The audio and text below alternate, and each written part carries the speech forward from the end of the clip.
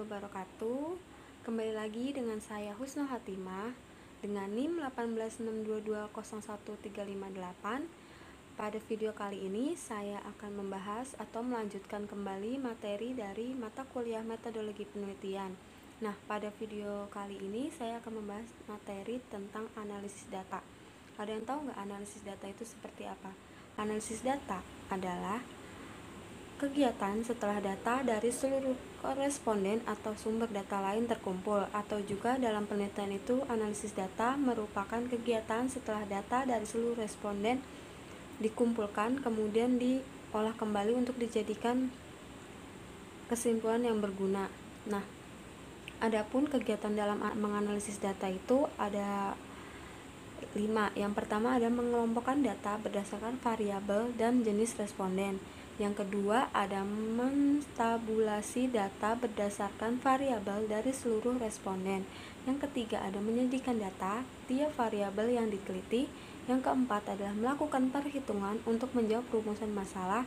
Dan yang terakhir ada melakukan perhitungan untuk menguji hipotesis yang telah diajukan. Nah, untuk penelitian yang tidak merumuskan hipotesis, langkah terakhir tidak dilakukan. Nah, selanjutnya ada teknik analisis data. Nah, teknik analisis data ini terdapat 2 macam statistik yang digunakan untuk analisis data dalam penelitian, yaitu ada statistik deskriptif dan statistik inferensial. Nah, di dalam statistik inferensial itu meliputi ada statistik parametris dan statistik non-parametris. Nah, dalam materi selanjutnya saya akan membahas tentang statistik deskriptif. Apa sih statistik deskriptif itu? Statistik deskriptif adalah statistik yang digunakan untuk menganalisis data dengan cara mendeskripsikan atau menggambarkan data yang telah terkumpul, sebagaimana adanya tanpa bermaksud membuat kesimpulan yang berlaku untuk umum atau generalisasi. Nah, di penelitian yang dilakukan pada populasi tanpa diambil sampelnya, jelas akan menggunakan statistik deskriptif dalam menganalisisnya. Tetapi bila penelitian dilakukan pada sampel, maka analisisnya dapat menggunakan statistik deskriptif maupun inferensial. Nah, statistik deskriptif dapat digunakan bila peneliti hanya ingin mendeskripsikan data sampel dan tidak ingin membuat kesimpulan yang berlaku untuk populasi di mana sampel diambil. Tetapi bila peneliti ingin membuat kesimpulan yang berlaku untuk populasi, maka teknik analisisnya digunakan adalah statistik inferensial. Nah, statistik deskriptif ini dalam penyajian data melalui tabel, grafik, diagram, lingkaran, piktogram, perhitungan modus, median, mean, perhitungan desil, persentil. Nah, dalam statistik deskriptif juga dapat dilakukan mencari kuatnya hubungan antara variabel melalui analisis korelasi maupun prediksi dengan analisis regresi, dan membuat perbandingan dengan membandingkan rata-rata data sampel atau populasi. Hanya perlu diketahui bahwa dalam menganalisis korelasi, regresi, atau membandingkan dua rata-rata atau lebih, tidak perlu diuji signifikasinya.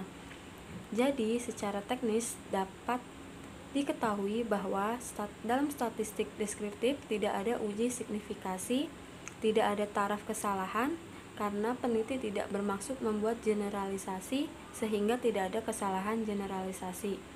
Nah, dalam statistik deskriptif ini ada contohnya. Misal ada seorang peneliti ingin mempelajari tentang aktivitas peluang yang berbeda berdasarkan gendernya.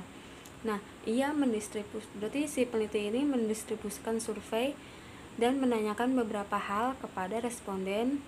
Beberapa kali mereka melakukan aktivitas dalam sehari. Misal aktivitasnya menonton TV, mencuci pakaian, atau misalnya berkebun, atau membereskan kamar, dan lain-lain. Terus juga kalau sudah itu, si peneliti akan mengumpulkan data yang dikumpulkan peneliti. Terus kemudian kumpulan tanggapan survei itu atau responden itu akan dapat dijadikan yaitu statistik deskriptif untuk mengetahui frekuensi data aktivitas. Nah, selanjutnya ada statistik inferensial. Apa sih statistik inferensial itu? Statistik inferensial atau juga yang biasa sering disebut statistik induktif atau probabilitas adalah teknik statistik yang digunakan untuk menganalisis data sampel dan hasilnya diberlakukan untuk populasi. Nah, statistik inferensial digunakan bila sampel diambil dari populasi yang jelas dan teknik pengambilan sampel dari populasi itu dilakukan secara random atau yang biasa disebut dengan statistik probabilitas. Karena kesimpulan yang diberlakukan untuk populasi berdasarkan data sampel itu kebenarannya bersifat peluang atau probability. Nah, suatu kesimpulan dari data sampel yang diberlakukan untuk populasi itu mempunyai peluang kesalahan dan kebenaran yang dinyatakan dalam bentuk prosentase. Nah, contoh dari statistik inferensial ini yaitu misal ada catatan kelulusan selama 5 tahun terakhir pada sebuah sekolah menengah atas menunjukkan bahwa 75% di antara siswa SMA tersebut lulus dengan nilai yang memuaskan. Nah, nilai numeriknya itu 75% adalah bentuk suatu statistik deskriptif. Nah, jika berdasarkan ini, kemudian seorang siswa menyimpulkan bahwa peluang dirinya akan lulus dengan nilai yang memuaskan adalah lebih dari 70%. Jadi, siswa tersebut telah melakukan inferensial statistika yang tentu saja memiliki sifat yang tidak pasti. Nah, berarti si siswa ini kan kayak menganalisis dirinya sendiri bahwa dia memiliki peluang untuk lulus lebih dari 70% gitu. Nah, selanjutnya dari statistik inferensial itu ada statistik parametris. Nah, statistik parametris ini adalah digunakan untuk menguji populasi melalui statistik atau menguji ukuran populasi melalui data sampel. Nah, pengujian parameter melalui statistik dinamakan uji hipotesis statistik. Nah, di statistik parametris ini biasanya digunakan untuk menganalisis data interval dan rasio. Nah, dan juga biasanya digunakan untuk meneliti menggunakan uji Z, uji T, korelasi Pearson, dan ANOVA. Nah, yang terakhir ini ada statistik non-parametris. Nah, di penjelasannya ada statistik non-parametris adalah pengolahan data ini tidak melakukan pendugaan sebelumnya. Jika dalam pengelolaan data statistik parametrik perlu dilakukan pendugaan, maka untuk statistik non-parametrik tidak melibatkan pendugaan dalam nilai populasi. Statistik non-parametris adalah salah satu metode statistik yang digunakan untuk alternatif apabila metode statistik parametris ini tidak dapat dilakukan. Jika uji parametris dapat digunakan untuk melihat perbedaan antara rata-rata nilai tengah dua kelompok daratan yang sudah diberi ranking dengan data yang sama, metode uji statistik non-parametrik dapat digunakan untuk melihat perbedaan antara median dan meannya. Nah, di statistik non-parametris ini biasanya digunakan untuk menganalisis data nominal ordinal. Dan juga penerapan statistik non-parametris ini juga biasanya banyak dijumpai di kasus-kasus penelitian ilmu sosial. Nah, contoh